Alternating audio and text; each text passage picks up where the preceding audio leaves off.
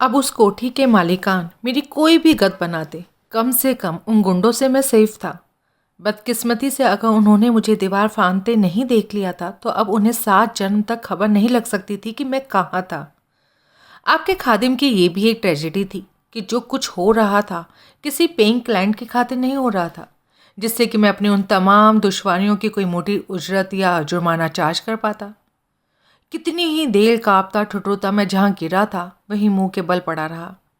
फिर आखिरकार मैं हिम्मत करके उठकर अपने पैरों पर खड़ा हुआ। अब मेरा इरादा उस कोठी वालों से मदद मांगने का था। मदद करने की जगह वो मुझे पुलिस के हवाले भी कर देते तो ये बात भी मुझे माफिक आने वाली थी।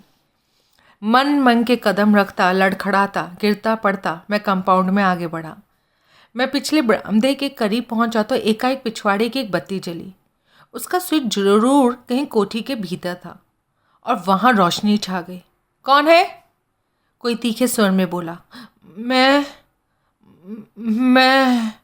उसके आगे मैं कुछ ना बोल पाया। मुझे एकाएक जोर का चक्कर आया और मैं औंधे मुंह बरामदे में जाकर गिरा। मैं फिर चंद घंटों में तीसरी बार बेहोशी के आगोश में था। उस बार मुझे होश आया तो मैंने अपने आप को एक विशाल पलंग पर लेटे पाया। मैंने उचक कर चारों तरफ निगाहें दौड़ाई तो पाया कि मैं एक आलीशान बेडरूम में था, जिसकी एक खिड़की पर पड़े झीने पर्दे के पीछे से बाहर भोर का उजाला फैलता होने का आभास मिल रहा था। मैंने उठकर सीधा होने की कोशिश की तो मुझे एहसास हुआ कि मेरे जिस्म पर अंडरवियर के अलावा कोई कपड़ा नहीं था। फिर मेरी निगाह वार्डरोब के हैंडल के साथ लटकते एक हैंगर पर पड़ी। मैंने राहत की सांस ली।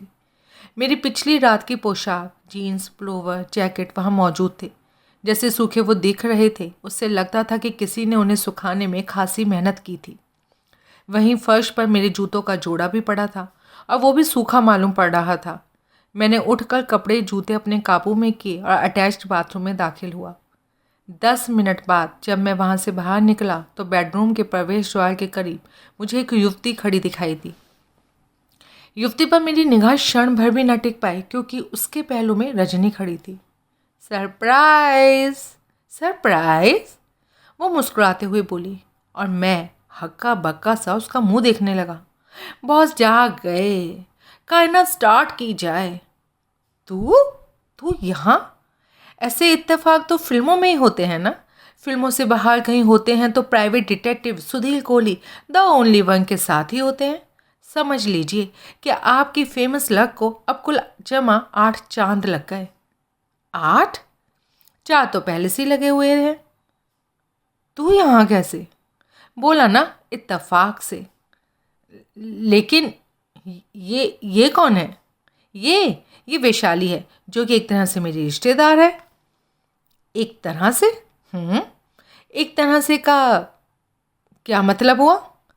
वो क्या है ना, इसके पहले हस्बैंड की कज़न और मेरे दूसरे कज़न की पहली बीवी की मौसी की जिन 2 भाइयों से शादी हुई थी ना, वो मेरी माँ के चाचा के भांजे थे। इसके नाना और मेरी दादी आपस में दूर के रिश्ते के कज़न थे और इसके सौतेली माँ ने मेरी चचेरी बहन के पति के सौतेले बाप से तब शादी की थी जबकि उसके बाप की और मेरी चचेरी बहन की माँ की मौत हो गई थी। इसके भाई ने और मेरी चचेरी बहन के भाई ने जिन 2 जुड़वा बहनों से शादी की थी ना, उसकी माँ मेरे ममेरे भाई की पहली बीवी थी और इस लिहाज से हम दोनों एक दूसरे के रिश्तेदारी हुए। मैं बहुत चक्का सा उसका मुंह देखने लगा। ये मजाक कर रही है, वैशाली भी हंसते हुए बोली। बहुत अच्छा कर रही है। पौ फटने से पहले के वक्त का मजाक बहुत ही बेहतरीन होता है। मैं खुद 5 बजे का अलार्म लगाकर सोता हूँ ताकि मजाक करने का इस सुनहरा मौका मेरे हाथ से ना निकल जाए। और आज तो बिना अलार्म के ही जाग गए सर, रजनी बोली। अब बोल, तू यहाँ कैसे है? पहले आप अपनी दास्ताने दिले हयात सुनाइए।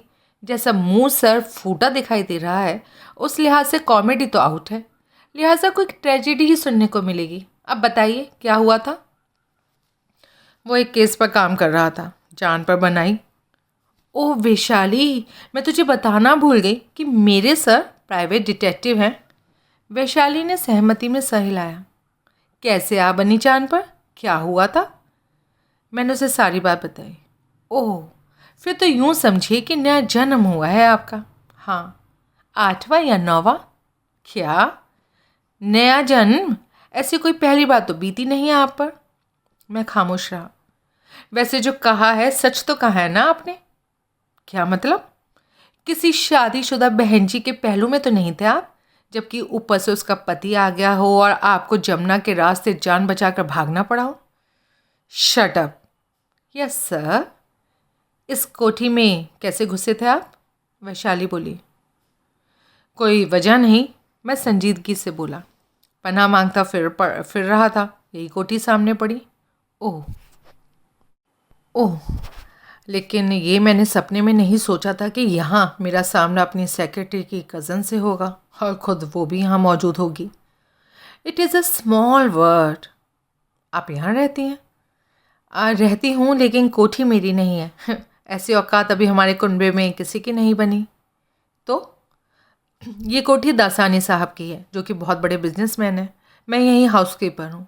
आजकल साहब परिवार मुंबई गए हुए हैं, इसलिए पीछे कोठी की रखवाली और देखभाल मेरे हवाले है। ओह, ऐसा इत्तेफाक पहली बार हुआ है, रजनी बोली, कि इतनी बड़ी कोठी में इसे यहाँ अकेले रहना पड़ा हो। इसलिए रात को उसके पास रहने के लिए मैं आ गई थी, और इलाके की बेशुमार कोठियों में पनाह पाने के लिए मुझे अपने सामने वो कोठी दिखाई दी जिसमें कि तू मौजूद थी। इसी को तो कहते हैं महा इत्तेफाक, जो कि आप जैसे महान सर के साथ ही हो सकता है। उस घड़ी मुझे उस टैक्सी ड्राइवर की कहानी याद आ गई, जो कि इंदिरा गांधी एयरपोर्ट से ऑपरेट करता था। एक रोज़ उसने एयरपोर्ट से एक सवारी उठाई जिसने उसे राजेंद्र नगर चलने के लिए कहा। वहाँ पहुंचकर सवारी ने उसे 8 नंबर ब्लॉक के 52 नंबर मकान तक चलने के लिए कहा, जो कि खुद टैक्सी ड्राइवर के घर का पता था। उसकी सवारी उसके घर में दाखिल हो गई तो उसे पता चला कि वो कमीना उसकी बीवी का यार था। मुझे इस बात की हैरानी नहीं है कि बाद में वो अपने दोस्तों से बोला कि वो कमीना मेरी बीवी का यार था। हैरानी की बात तो ये है कि शहर में 40,000 टैक्सियाँ हैं और वो मेरी टैक्सी में सवार हुआ। लगभग वैसा ही इत्तेफाक मेरे साथ हुआ है। ये दासानी साहब है? मैंने खामा पूछा। सिंधी हैं? हाँ। बिजनेस क्या है इनका? इम्पोर्ट एक्सपोर्ट का बिजनेस है। क्या इम्पोर्ट करते हैं और क्या एक्सपोर्ट करते हैं? कई आइटम्स हैं। मेन धंधा दासानी साहब का यही है। वैसे कुछ और धंधों में भी वो पार्टनर हैं। वो कौन से धंधे हुए? एक तो रोड ट्रांसपोर्ट का धंधा है, दूसरे गाज़ियाबाद में एक पेपर मिल है। काफ़ी बड़े बिजनेसमैन हुए फिर तो वो। हाँ। बाय द वे, ये कोठी कहाँ है? ये हेडगेवार मार्ग पर। आई सी। अब आप वापस पलंग पर बिराजिए सर, मैं आपके लिए चाय लाती हूँ। नहीं, मैं घर जाना चाहता हूँ। ज़रूर, चाय पी के जाइएगा, फुर्ती आ जाएगी आप में। ठीक है। और वैशाली वहाँ से चली गई। मैंने फिर रजनी की तरफ देखा। वो होठ दबाकर हंसी। कमाल है, बल्कि करिश्मा है। मैं गर्दन हिलाते हुए बोला, हो चुका ना। तू सृष्टि की आखिरी प्राणी होगी जिससे मैं यहाँ होने की कल्पना कर सकता था। अब लिफाफेबाजी छोड़िए और खैर मनाइए कि आपकी जान बच गई। आपकी कनपट्टी की चोट गंभीर है। घर का रुख करने से पहले किसी डॉक्टर की शरण में पहुँचिएगा। और कुछ दिन आराम फरमाइएगा।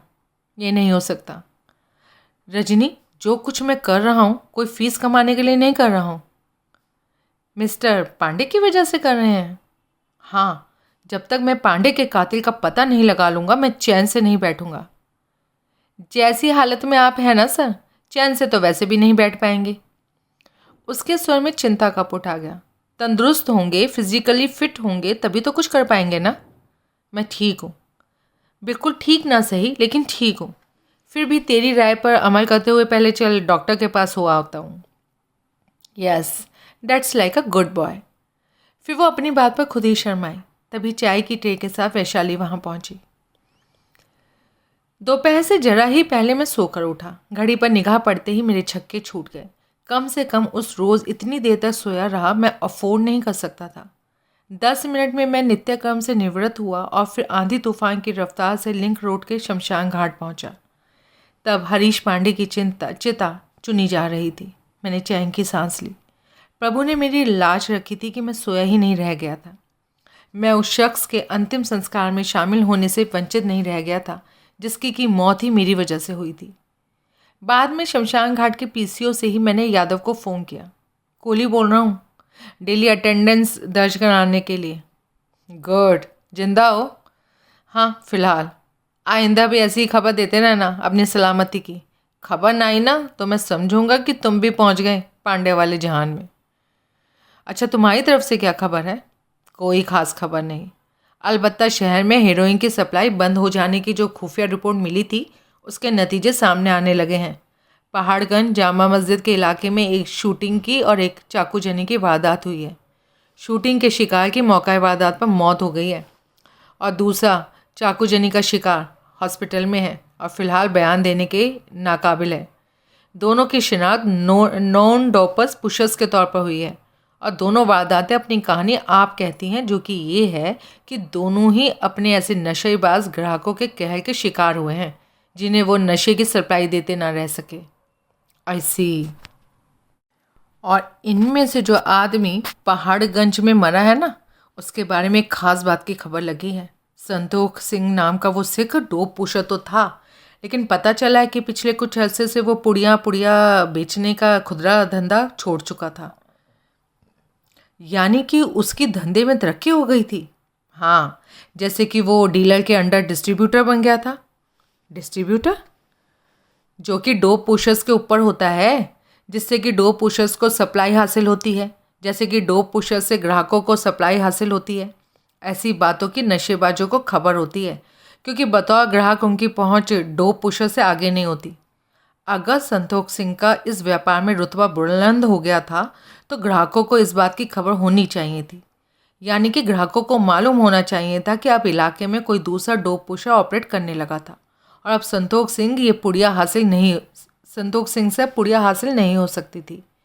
हैरानी है, फिर भी किसी ने संतोख सिंह का खून कर दिया। जब वो किसी को पुड़िया देने वाला नहीं था तो संतोख सिंह की भला क्यों किसी ग्राहक के साथ कत्ल होने के लिए उस अंधेर गली में गया जिसके एक अहाते में उसकी लाश पाई गई? क्यों गया? हैरानी है, तफ्तीश के आगे बढ़ने पे पता चलेगा कि उस अहाते में मरने वाला और मारने वाला सिर्फ 2 जने ही नहीं थे। वहाँ 2 से ज़्यादा जने थे और अहाते की कच्ची ज़मीन के मुआयने से पता चलता है वहाँ काफ़ी छीना झपटी और हाथापाई का माहौल बना था। ये बात यूं भी साबित होती है कि खोपड़ी में गोली खाकर संतोख सिंह जरा गिरा था, वहीं मर गया था, लेकिन खून अहाते में और जगह भी बिखरा पाया गया था। और कुछ पड़ोसियों का तो ये भी कहना है कि गोलियां भी वहाँ 1 से ज़्यादा चली थी।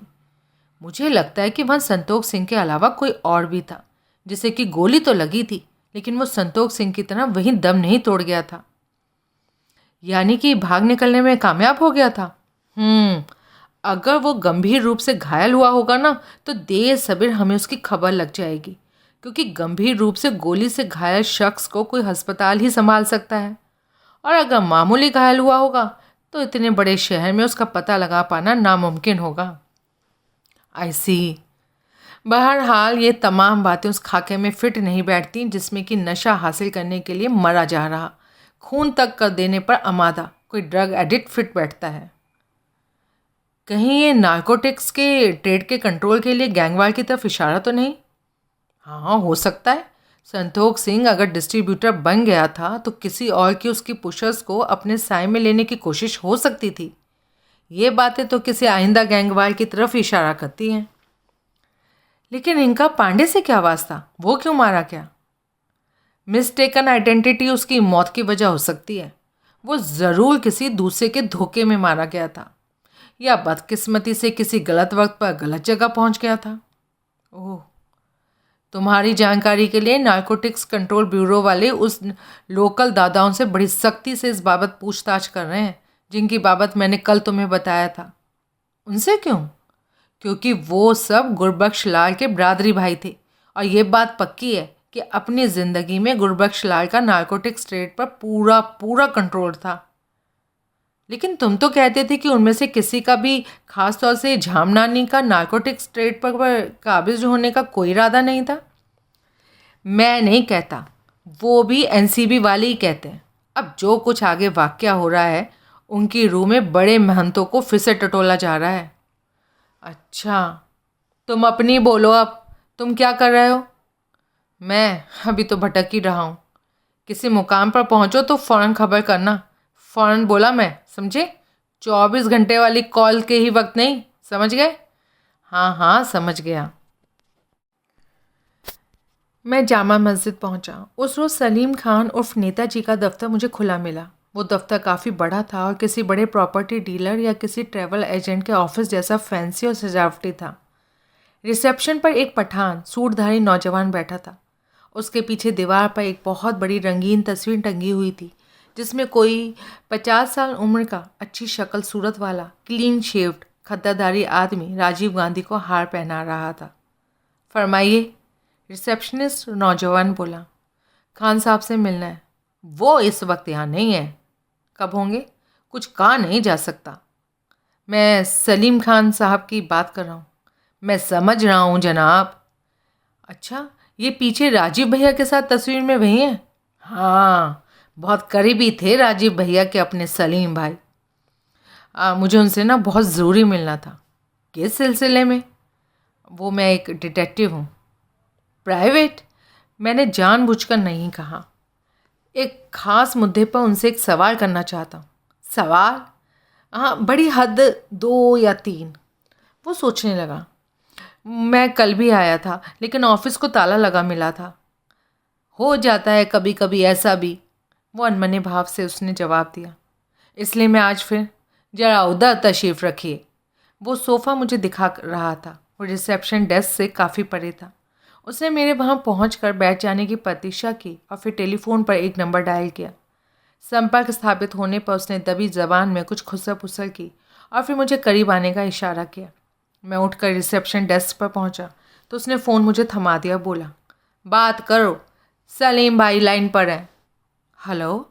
सहमति में सर हिलाता मैं माउथपीस में बोला, तो आप डिटेक्टिव हैं? दूसरी ओर से बड़ी दबंग आवाज़ में पूछा गया। जी हाँ। नाम बोलिए। सुधीर कोहली।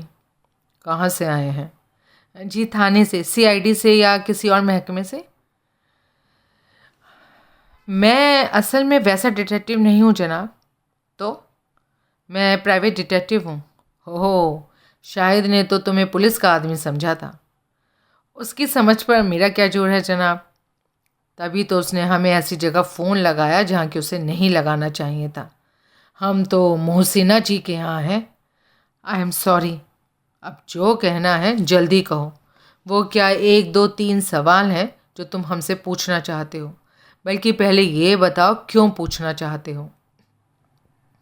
जी, मुझे एक लोकल अखबार ने लोकल ड्रग्स ट्रेड की इनसाइड इन्फॉर्मेशन निकालने के लिए रिटेन किया है। इस लाइन पर काम करते हुए मुझे मालूम हुआ है कि आजकल शहर में ड्रग्स की अवेलेबिलिटी बहुत घट गई है, जिसकी वजह से ड्रग एडिक्ट्स में भारी खून खराबा शुरू होने का अंदेशा है। ऐसा अंदेशा आपके जामा मस्जिद के इलाके में सबसे ज़्यादा बताया जा रहा है। सुनने में आया है कि शहर की ड्रग्स की सप्लाई किसी जामा मस्जिद से ऑपरेट करने वाले ड्रग लॉर्ड के हाथों में पहुंच गई है। आप इस इलाके के रसूख वाले आदमी हैं। मेरा आपसे ये सवाल है कि क्या आप अपनी जात बिरादरी के ऐसे किसी शख्स की तरफ इशारा कर सकते हैं? वो आदमी, वो ड्रग्स का सौदागर हमारी जात बिरादरी का है? ऐसे ही मालूम पड़ा है। गलत मालूम पड़ा है।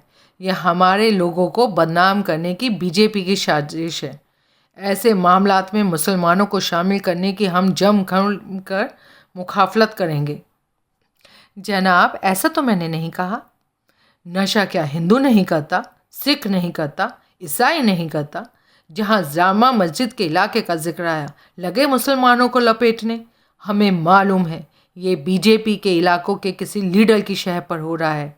अगर इस बात को और हवा दी गई तो हम इसका खुलकर विरोध करेंगे, जगह जगह प्रदर्शन करेंगे। हम खुद अपने जात भाइयों का जुलूस पार्लियामेंट तक लेकर जाएंगे। और जनाब, आप बात का बतंगड़ बना रहे हैं, खामख़ा इसे सियासी रंग दे रहे हैं। यकीन जानिए ऐसी कोई बात नहीं है। तो क्या बात है फिर? मैं सिर्फ इतना जानना चाहता हूँ कि क्या आप अपने इलाके के किसी ऐसे नामचीन और ताकतवर शख्स की तरफ इशारा कर सकते हैं जो कि दिल्ली के ड्रग लॉर्ड का रुतबा अख्तियार करना चाहता हो या कर चुका हो? हम नहीं कर सकते। वो शख्स आपके इलाके का ना सही, भले ही कोई और हो, लेकिन क्या आप? हम इस बाबत कुछ नहीं जानते। फिर तो बात ही ख़त्म हो गई। हाँ, क्या आपसे रूबरू मुलाकात हो सकती है? कैसे हो सकती है? हम तो मोहसिना जी के यहाँ हैं, जाकि यहाँ तो हम शाम तक रहेंगे। हम तुम्हें यहाँ कैसे बुला सकते हैं? मैं अभी की या आज की बात नहीं कर रहा हूँ। मैं तो आइंदा 2-3 दिनों में कभी फ़ोन पर अपॉइंटमेंट फिक्स करके आ जाना। हम तुम्हें टाइम दे देंगे। और लाइन कट गई। मैंने रिसीवर वापस नौजवान को थमा दिया और अपलक उसकी तरफ देखने लगा। क्या है? वो रुखाई से बोला। लगता है मैंने तुम्हें पहले कभी देखा है। क्या बड़ी बात है, मैं सलीम भाई का खास हूँ, कभी उनके साथ दिखा होगा। कैसे हो सकता है ये? मैंने तो तुम्हारे सलीम भाई को पहले कभी नहीं देखा। तो फिर वहम हो रहा होगा। वहम तो नहीं हो रहा, लेकिन लोग कहते हैं मेरी शक्ल टाइटैनिक के हीरो से मिलती है, इसलिए। मैंने टाइटैनिक नहीं देखी, उसका हीरो नहीं देखा, तो फिर मैं क्या बोलूं? कभी इत्तेफाक से हम पहले कहीं मिले हों तो नहीं? नहीं। नाम क्या है तुम्हारा? शाहरुख खान। मजाक मत करो यार। तभी टेलीफोन की घंटी फिर बजी। तत्काल उसने मेरी तरफ से पीठ फेर ली और फ़ोन में उलझ गया। एक ही बात सोचता मैं वहाँ से रुखसत हुआ। कहाँ देखा था उस खूबसूरत छोकरे को मैंने? मैं करोड़बाग पहुँचा। इस बार लेखोमल झामनानी से भी मेरी मुलाकात हो गई। बिना किसी अड़ंगे या आडंबर के उसके एक आदमी ने मुझे उसके निजी कक्ष में पहुँचा दिया। क्या चाहता है भाई? झामनानी अनमने भाव से बोला। मणि, क्यों कल से पीछे पड़ा है? नहीं जनाब, मैं विनीत भाव से बोला। जो मैं चाहता हूँ वो बहुत मामूली है, लेकिन बात को ज़बान पर लाने का हौसला नहीं हो रहा। मणि, जब यहाँ आने का हौसला कर लिया तो जो कहना चाहता है उसका भी हौसला कर ले। करता हूँ, लेकिन सुनकर यही मेरी लाश गिराने की मर्जी ना बन जाए आपकी। मेरा क्रियाक्रम का कोई डिसेंट इंतज़ाम ज़रूर करा दीजिएगा तब। बहुत बोलता है साईं, कहता कुछ नहीं, बस बोलता है। सॉरी, कहता हूँ जनाब, गुरबख्श लाल की ज़िंदगी में आप उसके बाद नंबर 2 पोजीशन पर माने जाते थे। गुरबख्श लाल तो गया, अब आपकी क्या पोजीशन है? मणि, क्यों पूछता है? नहीं, गुरबख्श लाल की नंबर 1 पोजीशन के साथ लेकर नारकोटिक्स ट्रेड पर उसका एक छत्र कब्जा भी जुड़ा हुआ था। वो कब्जा भी तो अब आगे कहीं ट्रांसफ़र हुआ होगा ना? कहाँ? नंबर 2 पोजीशन वाले के पास ना? हाँ, यानी कि मेरे पास। बहुत दहशत में कह रहा हूँ, लेकिन हाँ। चढ़ा हुआ है। वो धंधा अब कहाँ रखा? नहीं, वो धंधा तो कब का गारत हो चुका।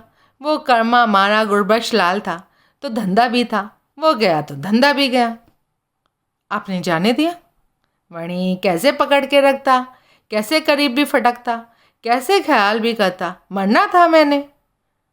ऐसा क्या खतरा था? था क्या, अभी भी है, हमेशा रहेगा। क्यों? तू नहीं समझेगा। बस इतना समझ कि क्लास को काबू में करने के लिए मॉनिटर होता है, मॉनिटर को काबू में करने के लिए मास्टर होता है, अब मास्टर को काबू में करने के लिए हेड मास्टर होता है। तो इतना समझ कि इस धंधे पर एक कर्मा मारे हेड मास्टर का साया है, जिसकी हुक्म उदूली जो भी करेगा इस दुनिया की क्लास से बाहर होगा। ऐसा सख्त हेड मास्टर है वो? हाँ नहीं, तभी तो सबकी आंखों में डंडा किए है। यानी कि आपकी तरफ किसी और बरादरी भाई की भी मजाल नहीं हो सकती कि गुरबख्श लाल के छोड़े धंधे पर काबिज होने की? मणि, यही बोला ना मैं। कौन है वो हेडमास्टर? है कोई नाम तो लीजिए। का क्या फ़ायदा? इतना ही बता दीजिए कि पाया कहाँ जाता है। कहा जाता है मुंबई में पाया जाता है। कहा जाता है? मैं उधर जाके तो नहीं देखा ना साईं। इतनी दूर बैठे आदमी से आपको दहशत है? पीछे मॉनिटर छोड़ के गया नहीं, क्लास के ऊपर। मॉनिटर? कुशवा, गुरबख्श लाल का लेफ्ट हैंड, उसका लेफ्टिनेंट था ना वो हेड मास्टर का हम लोगों पर अपॉइंटमेंट किया मॉनिटर है। वो यहाँ की हर खबर उधर पहुँचाता है। कुशवाहा आपकी बरादरी भाई नहीं है? नहीं, जबकि उसका बॉस गुरबख्श लाल था। हाँ, फिर भी कुशवाहा सलामत है दिल्ली शहर में। है ना कमाल। फिर तो हेडमास्टर बहुत ही ताकतवर हुआ। कमाल है। वहीं साईं, सिंधी में कहते हैं, दरिया किनार वेही वातुन वैर न रखजे। जी, जिस मोहल्ले कस्बे में आप रहते हो वहाँ के लीडर से वैर मोल नहीं लेने का। ओह, दरिया में रहकर मगर से वैर वाली बात कह रहे हैं आप। हाँ, तो कुशवाहा लीडर है। वो कमी मारा किधर से लीडर होगा। नहीं, वो तो मॉनिटर है। लीडर वो है जिसका चमचा बनना उसने अपनी मर्जी से कबूल किया है। उसका हेड मास्टर लीडर है, जिसने कि गुरबख्श लाल का काम तमाम किया था। वो किस्सा ना छेड़ साईं, मेरे दिल को कुछ होता है। बहरहाल आप ड्रग ट्रेड में नहीं हैं। अब क्या लिख के दूँ? आगे का क्या इरादा है? तेरा आगे का क्या इरादा है? अब तक मीठा मीठा बोल दे झाम नानी का स्वर एकाएक हिंसक हो उठा।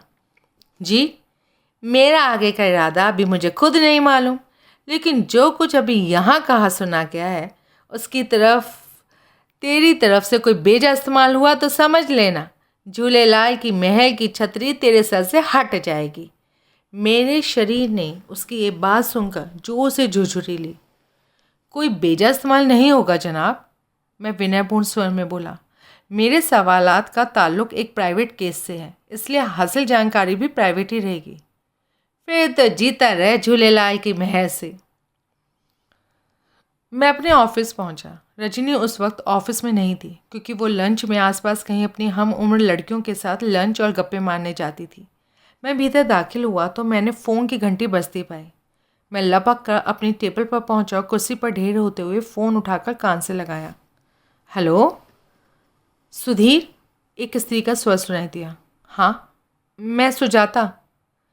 सुजाता मोहरा से मेरी मुलाकात दिल्ली के दादा लेखराज मदान के शशिकांत नाम के उस भाई के कत्ल के सिलसिले में हुई थी, जिससे कि मेरी शक्ल हूबहू मिलती थी। सुजाता शशिकांत की राजेंद्रा प्लेस में स्थित नाइट क्लब में चिट क्लर्क थी और शशिकांत से फिट थी। शशिकांत की मौत के साथ नाइट क्लब भी बंद हो गई थी, इसलिए वो बैठे बिठाए बेरोजगार हो गई थी। तब यूएस ट्रूली ने good deed of the day करने के अंदाज से उसकी नौकरी अपने जैसी ही एक प्राइवेट डिटेक्टिव एजेंसी ब्यूरो में लगवा दी थी, जो कि खोसला डिटेक्टिव ब्यूरो के नाम से जानी जाती है।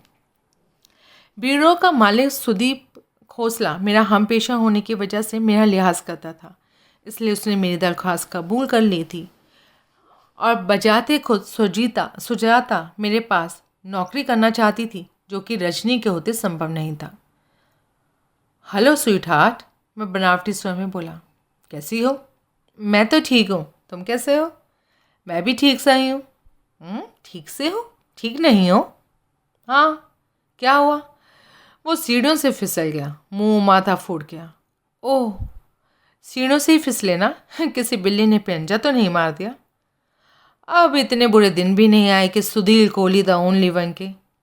जानकर खुशी हुई। वैसे कहाँ रहते हो आजकल? यहीं दिल्ली शहर में। क्यों, कभी मिले तो नहीं? मैं तो 3-4 बार मंदिर मार्ग तुम्हारे हॉस्टल का चक्कर लगा कर आया हूँ। हमेशा तुम्हारे कमरे को दरवाजे पर ताला झूलते हुए मुझे मिला। मैं साफ झूठ बोल गया। ओह, फ़ोन करके आना था ना? हाँ, ये गलती तो हुई मेरे से, आइंदा ध्यान रखना। ज़रूर। अच्छा बताओ, फ़ोन कैसे किया? वो कुछ क्षण खामोश रही और फिर दबे स्वर में बोली, सुधीर, यहाँ एक बड़ी ख़ास बात सामने आई है, जिसमें हो सकता है कि तुम्हारी दिलचस्पी हो। यहाँ मतलब खोसला के ऑफिस में। हाँ, ऐसी क्या बात है? तुम्हारे मेरे पर बहुत एहसान है, इसलिए सोचा कि उन एहसानों का कोई छोटा मोटा बदला चुका दूँ। बात क्या है? बात पता नहीं मुझे बतानी चाहिए कि नहीं, क्योंकि अब जब फ़ोन किया है तो जाहिर है कि तुम पहले ही कर चुकी हो। कि तुम्हारे बताने की मंशा ना होती तो तुम फ़ोन ही ना करती, इस बात का जिक्र ही ना चलाती। हाँ, ये भी ठीक है। तो बोलो, क्या बात है? वो बात ये है कि आज जब मैं एक कॉन्फिडेंशियल रिपोर्ट टाइप कर रही थी तो उसमें एक जाना पहचाना नाम आ गया था। किसका? सुनोगे ना तो हैरान हो जाओगे। नो प्रॉब्लम, हैरान हो जाने का मुझे काफ़ी तजुर्बा है। मैं कई रिपोर्ट टाइप करती हूँ, हर रिपोर्ट में कई नाम होते हैं जिन्हें कि मैं मशीनी अंदाज से टाइप करती हूँ। किसी की तरफ कोई ख़ास तवज्जो जाने की कोई वजह ही नहीं होती, क्योंकि सब नाम और नाम वाले मेरे लिए अजनबी होते हैं, इसलिए मैं उन्हें टाइप करते ही भूल जाती हूँ। लेकिन जब नाम ना सिर्फ अजनबी हो बल्कि खूब जाना पहचाना हो तो बात दूसरी होती है। आई एग्री स्वीट हार्ट, लेकिन अब आगे भी तो बढ़ो। किसका था वो जाना पहचाना नाम? कोई ऐसा शख्स जिसे कि मैं भी जानता हूँ? हाँ, तुमसे बेहतर और कौन जानता होगा। अब नाम क्योंकि जाना पहचाना था, इसलिए मैंने रिपोर्ट की तरफ तवज्जो दी, जो कि मैं कभी नहीं देती। और जब रिपोर्ट की तरफ तवज्जो दी तो हे भगवान, हे भगवान, खुदा ने जब औरत बनाई तो उसने उसमें हर खूबी पैदा की। उसे तौबा शिकन जिस्म दिया, दिल फरेब मुस्कुराहट दी, खूबसूरत चेहरा दिया, रेशम से बाल दिए, हिरनी सी आंखें दी, गुलाब की पंखड़ियों जैसी होठ दिए, लेकिन फिर उसे कैंची जैसी जबान दी और खुद ही अपने तमाम किए पर पानी फेर दिया। वो बोल रही थी, तब भी बोल रही थी, कह कुछ भी नहीं रही थी, लेकिन बोल रही थी। अंगारों पर लौटता, टेलीफोन को सामने की दीवार पर फेंक मारने की अपनी अभिलाषा का दमन करता मैं रिसीवर कान से लगाए रहा। वो तुम्हारा नाम था। क्या? क्या कहा? सुन नहीं रहे हो क्या? सुधीर, जो जाना पहचाना नाम मैंने रिपोर्ट में टाइप किया था वो तुम्हारा था। मेरा? मेरा जिक्र था उस रिपोर्ट में? हाँ, तभी तो तुम्हें फ़ोन किया। मैंने इस बाबत तुम्हें फ़ोन करके बहुत तगड़ा रिस्क लिया है। अब कसम है तुम्हें जो तुमने ये बात आगे किसी को बताई। उसका तो खैर सवाल ही नहीं पैदा होता। अब उस रिपोर्ट की बाबत तो बताओ कुछ। क्या बताऊं? यही कि वो किसके लिए थी, किस बाबत थी और उसमें मेरा जिक्र क्यों था। वो एक्चुअली कॉन्फिडेंशियल रिपोर्ट है। तो क्या हुआ? आपसदारी में कॉन्फिडेंशियल क्या होता है? लेकिन ओ कम ऑन, लेकिन अब कह भी चुको। अगर मिस्टर खोसला को पता लग गया तो? कैसे पता लग जाएगा? मैं बताऊंगा? नहीं, उम्मीद तो नहीं है। तुम बताओगी? सवाल ही पैदा नहीं होता। तो कैसे पता लग जाएगा? कह तो ठीक ही रहे हो तुम। और ये ना भूलो कि वहाँ तुम्हारी नौकरी मेरी वजह से है। नहीं भूली हूँ, तभी तो फ़ोन किया। जो शख्स तुम्हें एक बार नौकरी दिला सकता है ना, वो दोबारा नहीं दिला सकता। नहीं, दिला सकता है, बिल्कुल दिला सकता है। तो फिर अव्वल तो खोसला को कुछ पता लगने वाला नहीं, और लग भी जाएगा तो क्या वो तुम्हें गोली मार देगा? बड़ी हद हुई तो नौकरी से डिसमिस कर देगा। ऐसी नौबत आई तो मैं तुम्हारे लिए इससे बढ़िया नौकरी ठीक कर दूंगा। वो एक क्षण खामोश रही और फिर बोली, ठीक है, सुनो। Thank God. वो रिपोर्ट हमारे ब्यूरो के जिस क्लाइंट के लिए उसका नाम बादशाह अब्दुल रहीम अल रशीदी है, जो कि हाल ही में दुबई से यहाँ आया हुआ है, यहाँ होटल हॉलीडे इन क्राउन प्लाजा में ठहरा हुआ है। उसी ने हमारे डिटेक्टिव ब्यूरो को तुम्हारे फुल पड़ताल करने के लिए रिटेन किया है। फुल पड़ताल? हाँ, जिसमें कि तुम्हारे व्यक्तिगत पसंद नापसंद और आदतें भी शामिल हो, जैसे विस्की कौन सी पीते हो, कितनी पीते हो, कहाँ पीना पसंद करते हो, सिगरेट कौन सा पीते हो, तुम्हारा पसंदीदा होटल कौन सा है, रेस्टोरेंट कौन सा है, किन लोगों के साथ उठते बैठते हो, कोई स्टेडी गर्लफ्रेंड है या नहीं, माँ बाप भाई बहन है तो कहाँ रहते हैं, गाड़ी कौन सी है, नंबर क्या है, कमाई कितनी है, पल्ले 4 पैसे हैं तो उनको कहाँ रखते हो, ये सब। हे भगवान, क्या वो अपनी बेटी मुझसे ब्याहना चाहता है? क्या? बेटी ब्याह? अरे ऐसी पड़ताल तो कोई बेटी का बाप ही अपने होने वाले दामाद की बाबत करवा सकता है।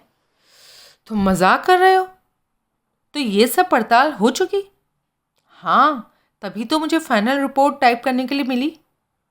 वो अल रशीदी का बच्चा यूनिवर्सल इन्वेस्टिगेशंस में ही आ गया होता, मैं उसका काम आधी फीस में पलक झपकते कर देता। मैं तो उसे ये भी बता देता कि मैं अंडरवियर किस साइज़ का पहनता हूँ। तुम फिर मजाक कर रहे हो? कोई वजह बताई उसने इस पड़ताल की? मुझे नहीं मालूम। मिस्टर खोसला को बताई हो तो बताई हो। टाइप्ड रिपोर्ट में तो ऐसा कोई जिक्र नहीं। आई सी, रिपोर्ट क्लाइंट को डिलीवर हो गई? हाँ, मेरे टाइप मुकम्मल करते ही उसे एक स्पेशल मैसेंजर के जरिए होटल हॉलीडे इन भिजवा दिया गया है। अब बोलो, इस बाबत तुम्हें खबर करके मैंने अच्छा किया या बुरा? अच्छा किया, बहुत अच्छा किया। तो फिर शाम को मिलते हैं? मिल सकते हो। किस लिए? अरे, मेरे अच्छे काम की मुझे शाबाशी देने के लिए, और किस लिए? अच्छा, वो। हाँ, वो। मैं शाम को फ़ोन करूँगा, लेकिन और कोई प्रोग्राम पक्का करूँगा ताकि मुझे तुम्हारे हॉस्टल के कमरे पर फिर ताला ही लटका ना मिले। पक्की बात? एकदम पक्की बात।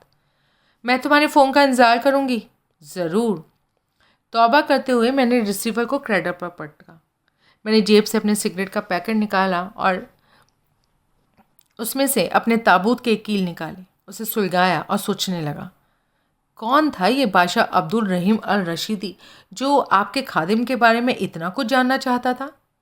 खोसला के आदमियों ने अगर बढ़िया और मुस्तैद काम किया था तो ज़रूर रिपोर्ट में इस बात का भी जिक्र रहा होगा कि शाम को कोई काम ना होने की सूरत में मैं कनॉट प्लेस में स्थित कोजी कॉर्नर नाम के उस बार के तन्हा कोने में बैठा ड्रिंक लेना पसंद करता था।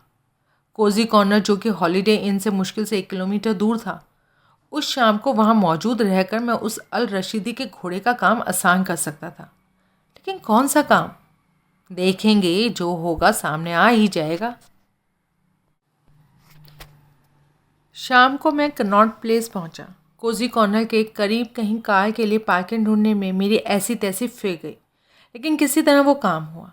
बड़े शहरों में पार्किंग की समस्या इतनी गंभीर हो गई है कि अब तो जहाँ नो पार्किंग लिखा होता है वहाँ भी पार्किंग की जगह नहीं मिलती।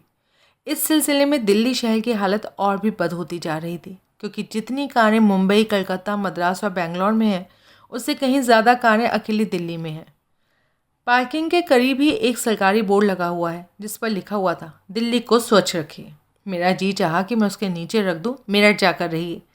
मैं कोजी कॉर्नर में दाखिल हुआ और सीधा बार पहुंचा। बारमैन जोशी मेरा वाकिफ़ था। मैंने उससे एक ड्रिंक हासिल किया और पूछा कि क्या मेरी बाबत दरियाफ्त करने कोई वहाँ पहुँचा था। जवाब इनकार में मिला। मैं बार से हटा और अपना गिलास संभाले जाकर एक कोने की मेज़ पर बैठ गया। मैंने एक सिगरेट सुलगाया और आसपास निगाह दौड़ाई। शाम की उस घड़ी बार अभी आधे से ज़्यादा खाली था। जो लोग वहाँ मौजूद थे उनमें से मेरे जैसा अकेला बस मैं ही था। तकरीबन लोग जोड़ों में थे और एक आध टेबल पर 3 या 4 लोगों का ग्रुप मौजूद था। मौजूदा हाजिरी में से एक शख्स मुझे ऐसा ना दिखा जिसे कि मैं बादशाह अब्दुल रहीम अल रशीदी जैसे फैंसी नाम से अलंकृत कर पाता, जो कि कोई बहुत बड़ी बात नहीं थी। मेरी फिराक में उस शख्स के वहाँ मौजूद होने की अपेक्षा करना बहुत दूर की कौड़ी थी। बहरहाल आधा पौना घंटा और वहाँ गुजारने का फ़ैसला मैंने किया। मैंने विस्की का एक घूंट पिया और हॉल में निगाहें दौड़ाई। इस बार हर टेबल की हर सूरत का मैंने ठिठक ठिठक का मुआयना किया। एकाएक एक सूरत पर मेरी निगाह बरबस अटक गई। वो सूरत क्या थी? चांद का टुकड़ा था, जो कि काली पोशाक पहनी थी। पोशाक में टखनों तक आने वाली स्कर्ट थी, लेकिन ब्लाउज़ ऐसा था कि बड़ी हद तक उसे कपड़े की धज्जी कहा जा सकता था, जिसके ऊपर गर्दन के लिए, नीचे कमर के लिए, दाएं बाएं बाहों के लिए 4 सुराख थे। उसमें से गर्दन के नीचे उसका पुष्ट वश और वश के नीचे उसकी पतली कमर साफ नुमाया हो रही थी। उसने तनिक पहलू बदला तो मुझे एहसास हुआ कि उसकी स्कर्ट में भी लंबी स्लिट थी, जिससे कि उसकी एक सुडौल टांग जांग तक दिखाई देती थी। लिहाजा नयन सुख अभिलाषी पुरुषों के लिए वो एकदम फिट पोशाक थी। उसके साथ जो पुरुष था वो एथलीटों जैसा हट्टा कट्टा था और एक शानदार नीला सूट पहने था, जो आगे झुककर युवती को कुछ कह रहा था। लेकिन मैंने नोट किया कि युवती की तवज्जो उसकी तरफ नहीं थी। वो तो अपनी नशीली सुरमई आंखों से अपलक मुझे देख रही थी। सुधी कोली। मैंने खुद अपनी पीठ थपथपाई। The lucky bastard. मैंने जबरन उसकी तरफ से निगाह हटाई, विस्की का एक घूंट पिया, सिगरेट का एक कश लगाया और जब वापस उनकी तरफ निगाह उठाई तो पाया कि उनकी निगाहों का निशाना तब भी योर्स ट्रूली ही था। वाह वाह! और ऐसा तब हो रहा था जबकि मैं अपनी आंखों में मिकनातीसी सुरमा लगाना भी भूल गया था। फिर उसके साथ ही नीले सूट वाले ने भी उसकी दृष्टि का अनुसरण किया। तत्काल उसकी पेशानी पर उभर आए बलों ने मुझे बताया कि जो कुछ उसने देखा वो उसे पसंद नहीं आया। वो तीखे स्वर में कुछ बोला, जिससे कि फासले से मुझे सुनाई देने का सवाल ही नहीं था। युवती ने मेरी तरफ से निगाहें हटाकर उसकी तरफ देखा। उसे बड़े चित्त आकर्षण ढंग से मुस्कुरा कर दिखाया और बड़े आश्वासनपूर्ण ढंग से उसका हाथ थपथपाया। पुरुष की पेशानी पर से बल गायब हो गए। वो भी मुस्कुराया और फिर बतियाने लगा। उसका बोलना शुरू करते ही युवती की निगाह फिर मेरी तरफ भटक गई। अगर सिर्फ निगाहों से कुछ हो पाना संभव होता तो हनीमून ही वहाँ वाक़या हो गया होता, लेकिन अफसोस कि ऐसा नहीं हो सकता था। फिर भी उसने मेरी रगों में दौड़ते 93 ऑक्टेन को ऐसा भड़काया कि मैंने अपने विस्की के गिलास में ही पनाह पाई। तभी एकाएक युवती के चेहरे पर तीव्र वेदना के भाव आए। मैंने तत्काल उसकी सूरत से निगाह हटाकर उसके साथी की तरफ देखा तो पाया कि उसने युवती की कलाई दबोच ली थी और अब वो उसे मरोड़कर मेज की ओट में ले जाने की कोशिश कर रहा था। वो ऐसा करने में कामयाब हो गया तो युवती कराहती हुई मेज़ पर दोहरी हो गई। पुरुष दांत पीसता हुआ बड़े हिंसक भाव से उसके कान में कुछ बोला। युवती के चेहरे पर वेदना के भाव और गहन हो गए। आपका ये पंजाबी पुत्र अपनी आंखों के सामने किसी परी चेहरा हसीन पर ऐसा जुल्म होता न देख पाया। एक झटके में मैं अपने स्थान से उठा और लंबे डग भरता उनकी टेबल पर पहुंचा। मैं पुरुष के पीछे जा खड़ा हुआ और सख्ती से बोला, बाँह छोड़ो, गो अवे। पुरुष गुस्से से बोला और उसने फिर युवती की बाहों में थी। मैंने उसके कंधे पर यूं हाथ रखा कि मेरा अंगूठा उसके गर्दन के एक खास जगह पर एक खास रग पर जाकर टिका। कोई वो नज़ारा देखता तो यही समझता कि एक दोस्त दूसरे के दोस्त का कंधा थपथपा रहा था, लेकिन असल में मैं उसकी खास रग में अंगूठा यूं गड़ा रहा था कि वो वहीं हॉस्पिटल केस बन सकता था। बाँह छोड़ो वरना पछताओगे, मैं फिर बोला। उसने तत्काल बाँह छोड़ दी। मैंने उसके कंधे पर से अपना हाथ न हटाया। उठो, मैं बोला। उसने तत्काल आदेश का पालन किया। वो उठा तो मेरा हाथ अपने आप ही उसकी गर्दन पर से हट गया। वहीं बाँह मैंने उसकी बाँह में परो दी और बोला, हम सैर करने चल रहे हैं। मैंने एक कदम दरवाजे की तरफ बढ़ाया तो वो भी मेरे साथ खिंचता चला गया। यूं ही बाहों में बाहें डाले जैसे दो तफरी के बाद बार में विदा हो रहे हों। हम बार से बाहर पहुंच गए। वहाँ मैंने उसकी बाह से बाहर निकाली और चेतावनी भरे स्वर में बोला, a word to the voice, don't come back, okay. उसने सहमति में सर हिलाया और भारी कदमों में वहाँ से रुखसत हो गया। ये मेरे लिए हैरानी की बात थी कि उसने ये तक नहीं पूछा कि मैं कौन था और क्यों वहाँ हुक्म दंदना रहा था। कुछ क्षण में उसे जाता देखता रहा और फिर वापस बार में दाखिल हुआ। अपनी जगह पर लौटने की जगह मैं युवती की टेबल पर पहुंचा। वो मुस्कुराई। उसे नीले सूट वाले द्वारा खाली की गई कुर्सी की तरफ इशारा किया। थैंक यू, मैं उसके सामने कुर्सी पर ढेर होता हुआ बोला। वो फिर मुस्कुराई, एक चमचम स्पेशल मुस्कुराहट जो सौंदर्य की सम्राज्ञियाँ खास लोगों के लिए सुरक्षित रखती हैं। मैंने करीब से उसके चौकटे का मुआयना किया तो पाया कि जैसी हसीना वो मुझे फासले से दिखाई दे रही थी, वो उससे कहीं ज़्यादा हसीन थी। उसके गालों पर साटन जैसी फिनिश थी और सेब जैसी लाली थी। उसके होठ ऐसे सुर्ख लाल थे जैसे उनको दबाने से उनमें से खून निचोड़ सकता था। उसके बाल सोने की महीन तारों जैसे थे। उसकी आंखों से मद टपक रहा था। वो लड़की ओरिजिनल हव्वा थी जिसकी वजह से अदन के बाग में आदम ने सेब खाया था। क्या अख्तियार था किसी औरत को इतना हसीन होने का, और फिर इस पंजाबी पुत्र की पहुंच से पकड़ से दूर रहने का। थैंक यू, वो बोली तो जैसे बिलोरी का गिलास से बर्फ टकराए।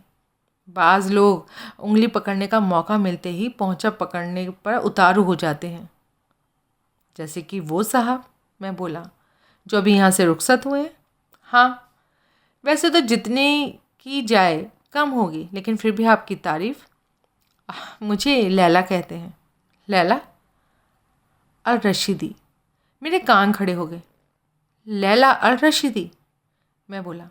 The same. वो सिर को तनिक नवाकर बड़ी अदा से बोली। तो ये माजरा था। एक मामूली प्राइवेट डिटेक्टिव से कॉन्टैक्ट बनाने के लिए ये रास्ता अख्तियार किया गया था। जीती रह पट्टी, मैं मन ही मन सुजाता मेहरा को याद करता हुआ बोला। तेरी तो स्पेशल ट्रीट पक्की है। बहुत मौके पर उसने मुझे फ़ोन किया था।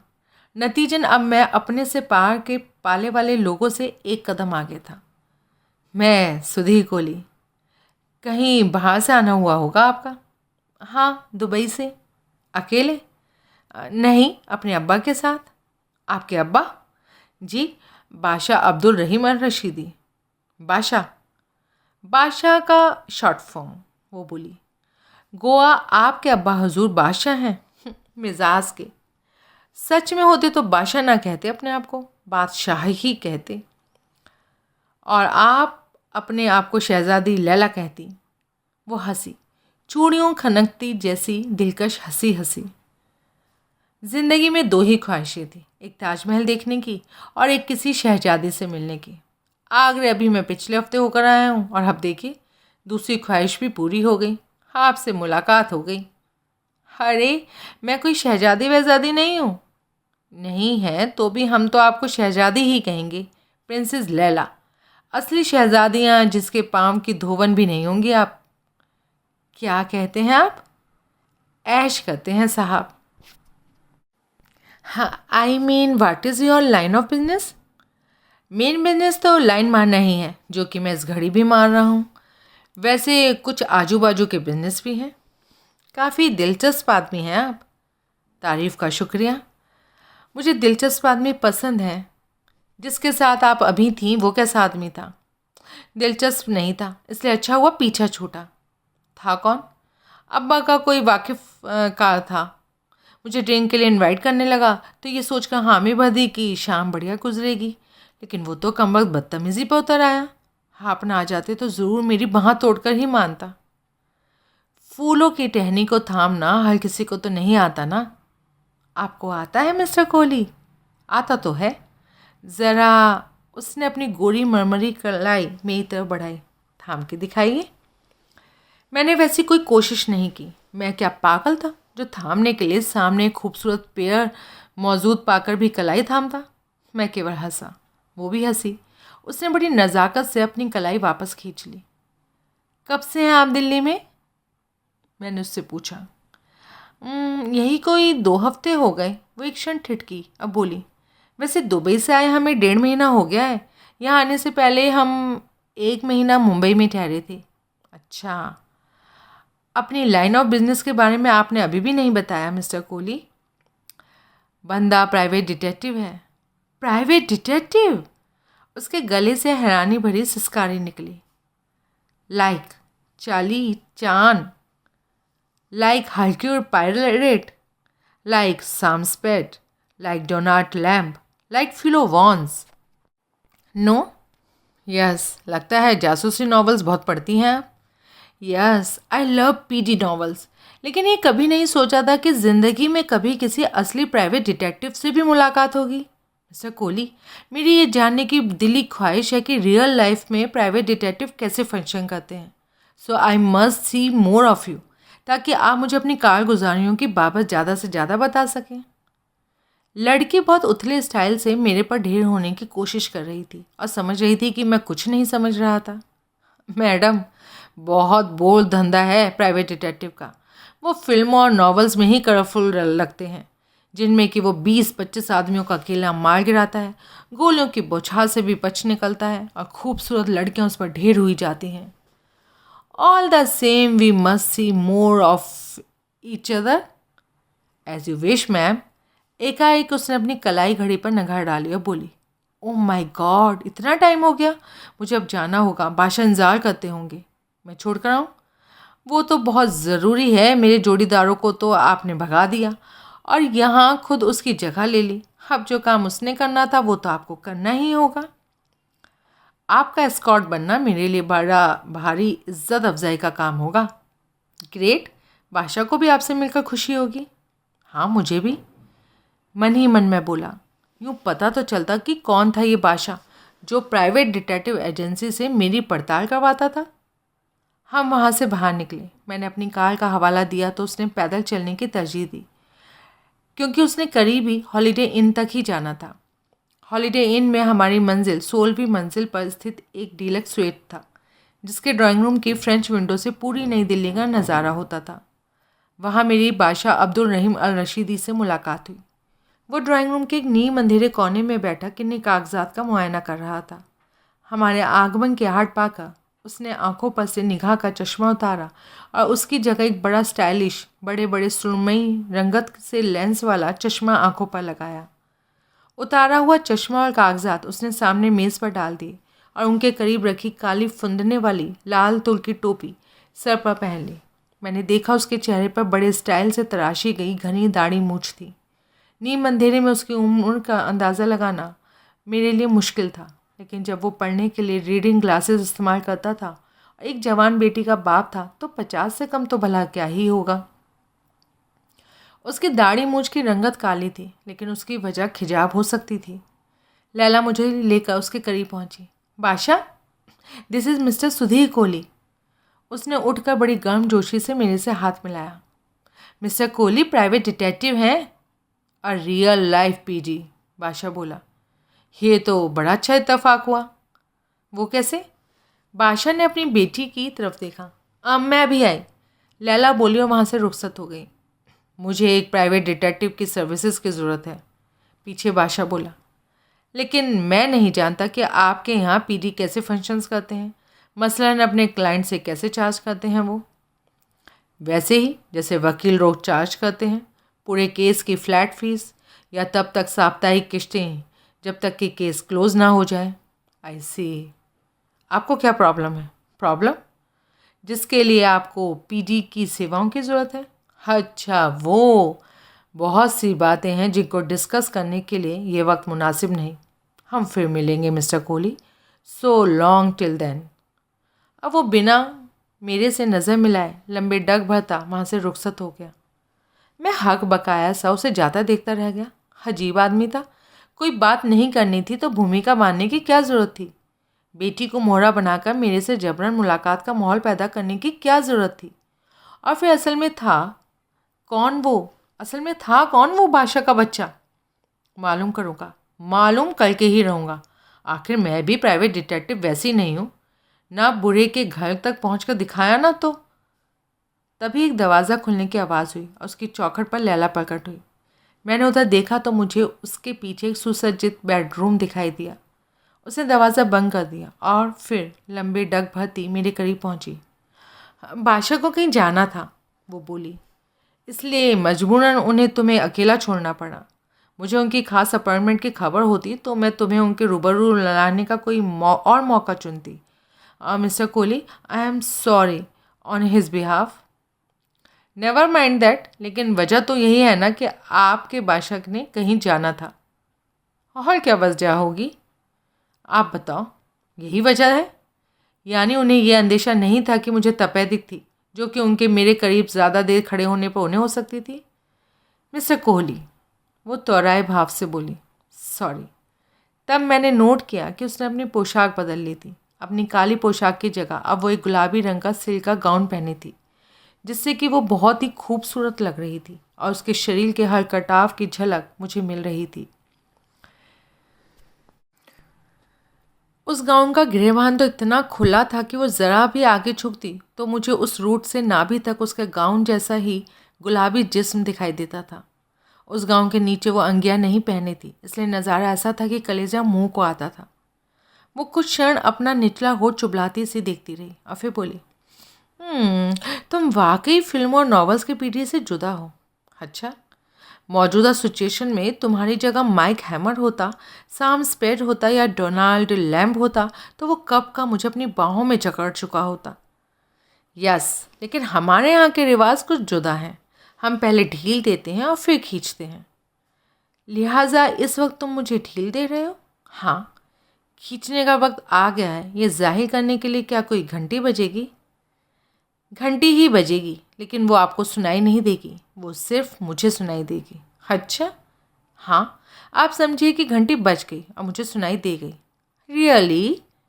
मैंने उसे अपनी बाहों में भर लिया। तत्काल वो लता की तरह मेरे जिस्म से लिपट गई।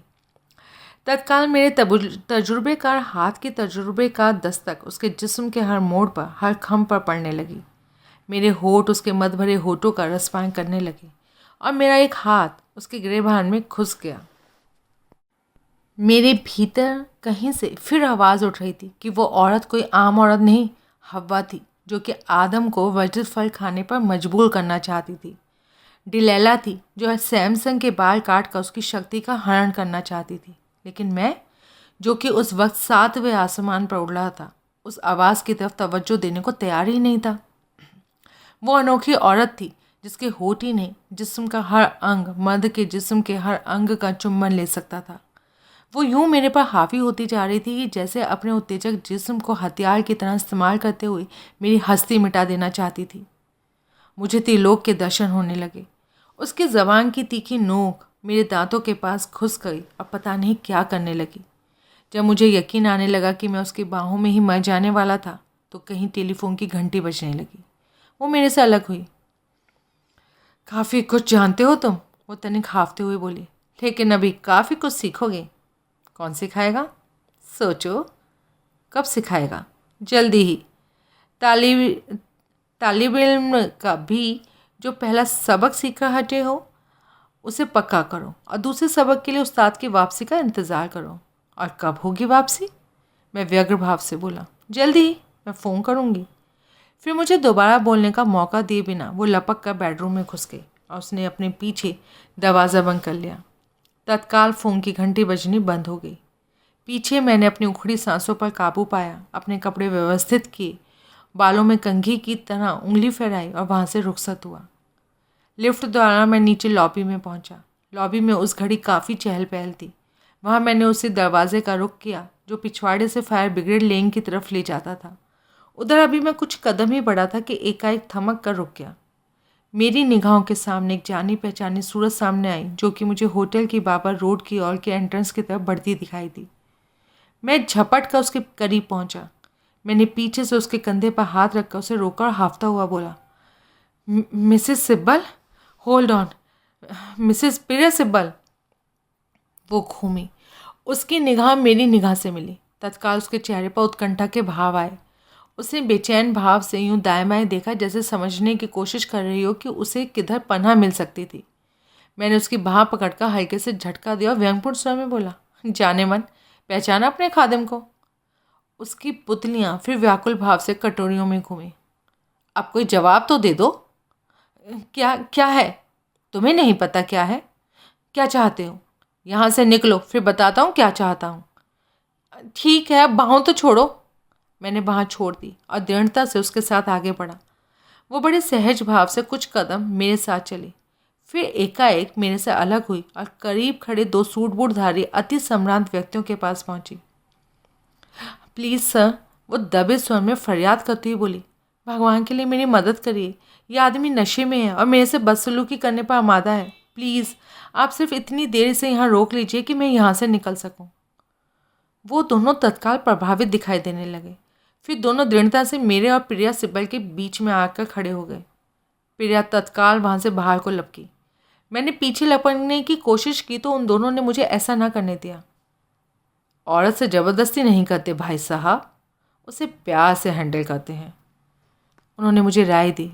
और कल जब नशा उतर जाए, दूसरा अपने साथी के सुर में सुर मिलाता हुआ बोला, तो फिर मिलेगा और सॉरी बोलेगा, सब ठीक हो जाएगा। मैंने फिर उनसे पार पाने की कोशिश की लेकिन कामयाब ना हो सका। बस 2 मिनट और, पहला बोला। प्लीज़, दूसरा बोला। अरे मूर्खो, मैं कलप कर बोला, मैं नशे में नहीं हूँ। वो औरत एक कत्ल के केस में गवाह है जिसे कि तुमने फरार हो जाने दिया। क्या आदत है आजकल तुम जैसे लोगों की? किसी खूबसूरत औरत ने जरा मनुहार की कि लगे उसकी हिमायत करने तुम लोग। तुम कौन हो? पहला हक बकाया से बोला। मैं प्राइवेट डिटेक्टिव हूँ, ये देखो मेरा आई कार्ड, जो कि पुलिस का डीसीपी एंडोर्स करके देखता है। तत्काल दोनों ने मेरे पर सॉरी की झड़ी लगा दी और फिर दाएं बाएं हट के मुझे रास्ता दिया। प्रिया सिब्बल के दोबारा दिखाई देने की मुझे कोई उम्मीद नहीं थी, फिर भी मैं बाहर की ओर लपका। बाहर प्रिया का दूर दूर तक कोई नामो निशान नहीं था। इतनी जल्दी वो एक ही सूरत में उस इलाके से गायब हो सकती थी कि वहाँ तक या तो वो कार पर खुद चलाकर या ड्राइवर के साथ आई हो, या बाहर निकलने ते ही वो होटल के टैक्सी स्टैंड से टैक्सी पर सवार हो गई हो। अगर पहली बात सही थी तो मैं कुछ भी नहीं कर सकता था। दूसरी बात सही थी तो टैक्सी स्टैंड में पूछताछ करने पर कोई नतीजा हासिल हो सकता था। वो बहुत सेक्सी औरत थी और बहुत भड़कीली शलवार कमीज पहने मैंने उसे होटल में देखा था। अपने चूड़ियों को जितने बड़े बाले तो वो तब भी पहने थी। वैसी औरत किसी ने हाल ही में देखी हो तो वो उसे आसानी से नहीं भूल सकता था। मैं टैक्सी स्टैंड पर पहुंचा। वहाँ जिस पहले टैक्सी ड्राइवर से मैंने उसके बाबत सवाल किया, उसी को वो बाखूबी याद थी। उसे ये भी याद था कि वो हर